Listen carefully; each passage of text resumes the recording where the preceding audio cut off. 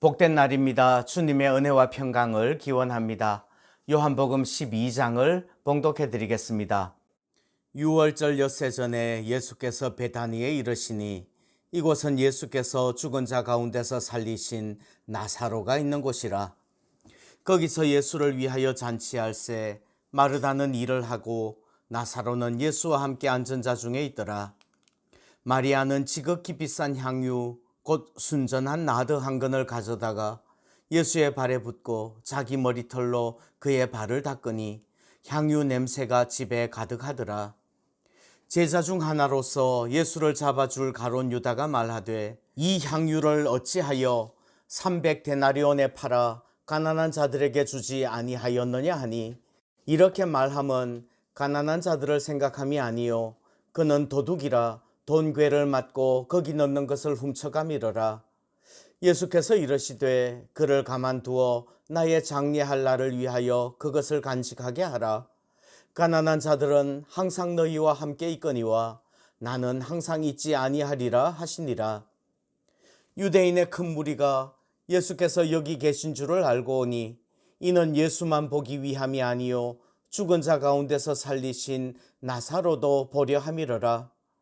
대제사장들이 나사로까지 죽이려고 모의하니 나사로 때문에 많은 유대인이 가서 예수를 믿음이러라. 그 이튿날에는 명절에 온 큰 무리가 예수께서 예루살렘으로 오신다는 것을 듣고 종려나무 가지를 가지고 맞으러 나가 외치되 호산나 찬송하리로다 주의 이름으로 오시느니 곧 이스라엘의 왕이시여 하더라. 예수는 한 어린 나귀를 보고 타시니 이는 기록된 바 시온 따라 두려워하지 말라 보라 너의 왕이 나귀 새끼를 타고 오신다 함과 같더라. 제자들은 처음에 이 일을 깨닫지 못하였다가 예수께서 영광을 얻으신 후에야 이것이 예수께 대하여 기록된 것임과 사람들이 예수께 이같이 한 것임이 생각났더라. 나사로를 무덤에서 불러내어 죽은 자 가운데서 살리실 때에 함께 있던 무리가 증언한지라. 이에 무리가 예수를 맞으면 이 표적 행하심을 들었음이러라. 바리새인들이 서로 말하되 볼지어다 너희 하는 일이 쓸데없다. 보라 온 세상이 그를 따르는도다 하니라.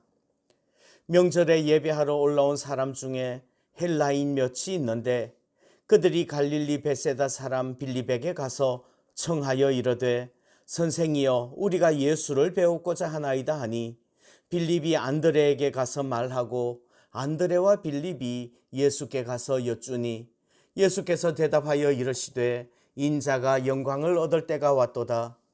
내가 진실로 진실로 너희에게 이르노니 한 알의 밀이 땅에 떨어져 죽지 아니하면 한 알 그대로 있고 죽으면 많은 열매를 맺느니라.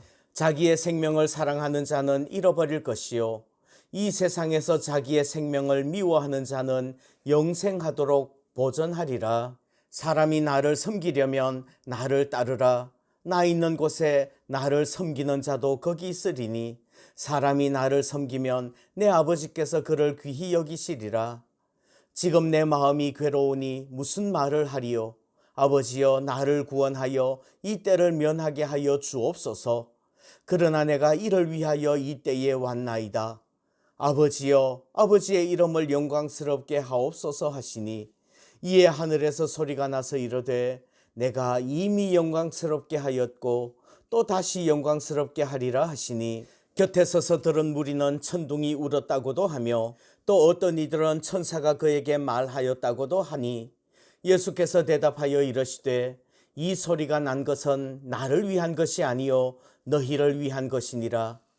이제 이 세상에 대한 심판이 이르렀으니 이 세상의 임금이 쫓겨나리라.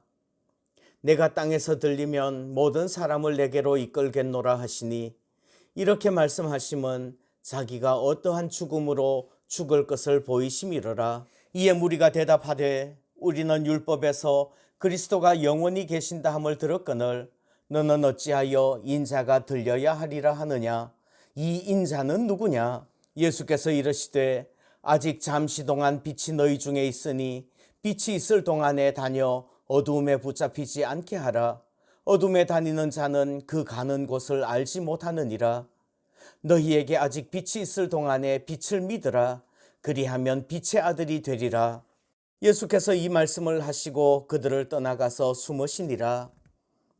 이렇게 많은 표적을 그들 앞에서 행하셨으나 그를 믿지 아니하니 이는 선지자 이사야의 말씀을 이루려 하심이라. 이르되 주여 우리에게 들은 바를 누가 믿었으며 주의 팔이 누구에게 나타났나이까 하였더라. 그들이 능히 믿지 못한 것은 이 때문이니 곧 이사야가 다시 일렀으되 그들의 눈을 멀게 하시고 그들의 마음을 완고하게 하셨으니 이는 그들로 하여금 눈으로 보고 마음으로 깨닫고 돌이켜 내게 고침을 받지 못하게 하려 함이라 하였음이더라.